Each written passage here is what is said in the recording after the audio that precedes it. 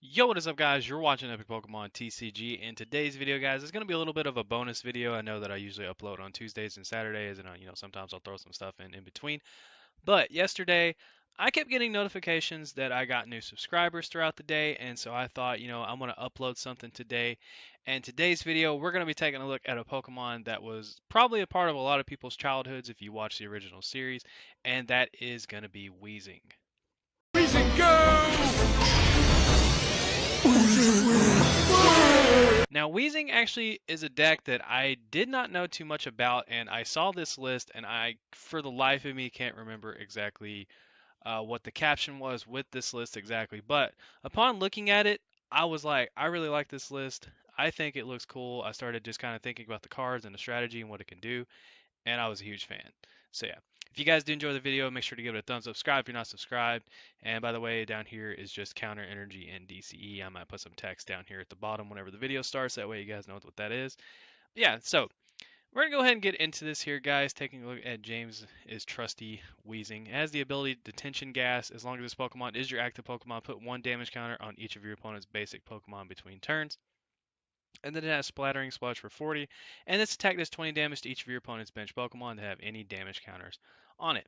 So basically, this is your general spread deck with some Pokemon in here that can actually be some counters for certain matchups, and some Pokemon that can actually help with the strategy, or just lay out big numbers in general.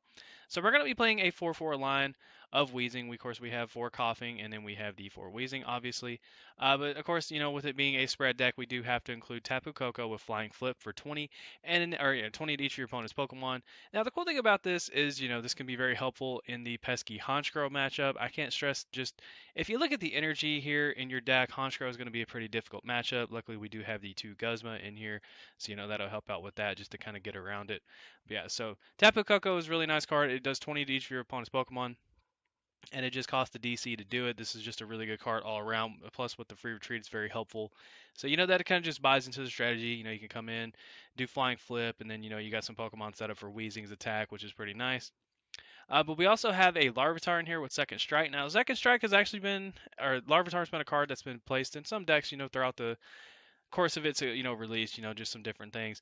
But it does 10, and if your opponent's active Pokemon already has 3 or more damage counters on it, the stack does 70 more damage. So basically, this can just kind of be a Pokemon that can come up and do 80 damage for a DC, and it's a basic, just a quick little card to get something out and just do some good damage to it. On top of that, it does have fighting, which means you're going to be hitting stuff like Pikarom, electric Pokemon, and Zoroark for weakness and such. So that's very nice. Larvitar is a pretty good card in here, just a basic Pokemon that can dish out a ton of damage. Another card in here is Frost Rotom. Now, I'm going to be honest with you guys. When I was looking at the picture, I was kind of looking back and forth, building the deck here on Pokemon TCG Online, and just kind of looking at my phone. I couldn't figure out what this thing was. I was like, dude, I think this is a Rotom, but I'm not sure. So finally, I just had to go in there and look at Rotom, and I matched this up with the picture. I read the attack. I was looking at Wash Rotom, which was why I was getting really confused. But Frost Rotom is in here, obviously as a water type Pokemon. Fire is really huge. It has the attack Frost Crush for 10, and then this attack does 20 more damage times the amount of energy attached to all of your opponent's Pokemon. So if they just have a pretty setup, just a crazy fire field, they got some energy out, you can send up Frost Rotom with a counter energy, and you can do a pretty considerable amount of damage. If you're able to play this out very correctly, and it might be like late in the game or something like that, you've got your spread strategy kind of going off a little bit. This could be a very helpful card. If your opponent has some energy out on the field, you can do a decent amount of damage with weakness. So Frost Rotom definitely a very good card. And speaking of that, we also have Mimikyu. Now Mimikyu is a fantastic card. Mimikyu is a card that I really enjoy. I like playing this card. It was like one of my favorite go-to cards whenever I played Malamar. It has the attack Filch. I almost said Flinch or Flinch. I almost said something. It wasn't Filch. But you can draw 2 cards. You never know when that might be helpful. But it also has Copycat. If your opponent's if your opponent's Pokemon use an attack that isn't a GX attack during their last turn, use it as this attack. So the cool thing about it, we have Reshiram Charizard. It has the attack. I think it's the second one that does the 230. Now you could just pretty much send up Mimikyu, throw a counter energy on it, do 230, or just any attack in general that might be very helpful for what you're trying to do. Mimikyu is just a very helpful card that can copy attacks, and really it's just a very flexible card. But we also have Ditto in here. Ditto is going to help out, of course, with your Weezing, so that way you can evolve a Ditto into a Weezing. We have Marshadow. Marshadow is in here pretty much just to kind of, it's pretty much just let loose. Marshadow is a pretty, pretty common card. Next up, we have Mew. This has Bench Barrier, prevent all damage done to your opponent's bench Pokemon by your opponent's attacks. This is very helpful in different matchups like the Mirror or Honchkrow or just anything in general that hits the bench. Maybe Buzzwole or something like that. It also has the attack Psi Power, put 3 damage counters on your opponent's Pokemon any way you like. That can also help out with Weezing as well, which is really nice. You could just kind of put some damage counters on stuff and then set it up for its attack. And then we have a Rangaroo in here as well. Instruct, just draw some extra cards, and then Psychic. You never know, Psychic might be very helpful. We do play triple acceleration energy in this deck too, so you can get a Rangaroo set up pretty fast. And then we're going to round out the Pokemon with Tapu Lele.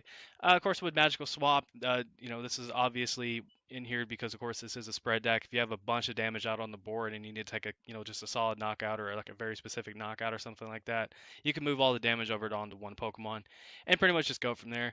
But for the most part, this is really just your general spread deck. You're going to be really going in with Weezing and the ability, and then you have other stuff in here that can help out with it.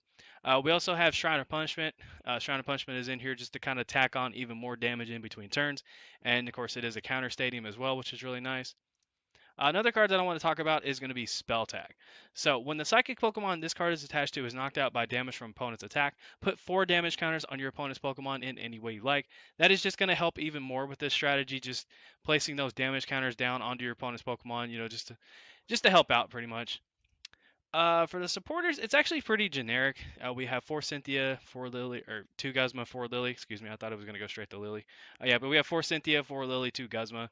And then we, of course, have 4 Pokegear. This can just pretty much look at the top 7, grab a supporter. One of the new cards out of Unbroken Bonds that is very, very helpful. And then we have 4 Nest Ball and 4 Mysterious Treasure. Just to kind of search out stuff.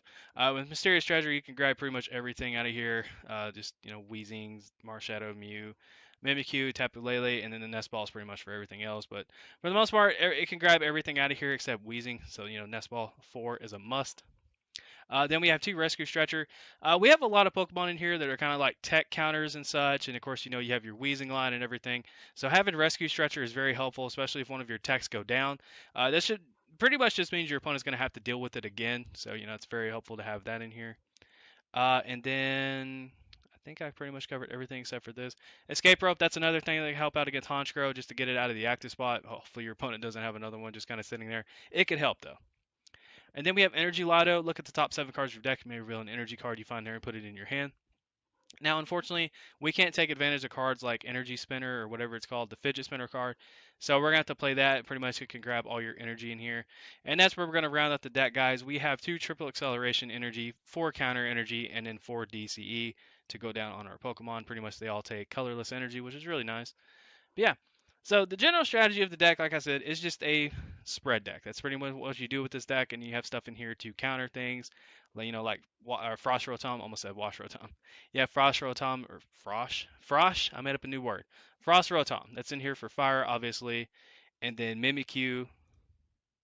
Thank you for freezing, game. That's very nice of you. But anyway, getting back to Mimikyu. That was a little awkward. Mimikyu has Copycat. It can copy big attacks off your opponent's Pokemon. And then, of course, we have Larvitar here for the Electric/Zoroark matchup. And then Tapu Koko can be pretty helpful against Honchkrow. It's very nice there. And of course, we have Mew to help with bench damage and all that. So honestly, this deck has a lot going for it. It has spread decks, has techs and stuff like that, which are really easy to throw in here. I really like this list, so I wanted to cover it for you guys. I hope you did enjoy the video. Thank you to everyone who's subscribed and stuff so far, over the past couple months, honestly. And thank you guys for tuning in to all my videos. It is much appreciated. I hope you guys have a great day. I'm going to try to get some matchups with this deck as well, so that way I can upload, pretty much like just gameplays on how to play this deck and such.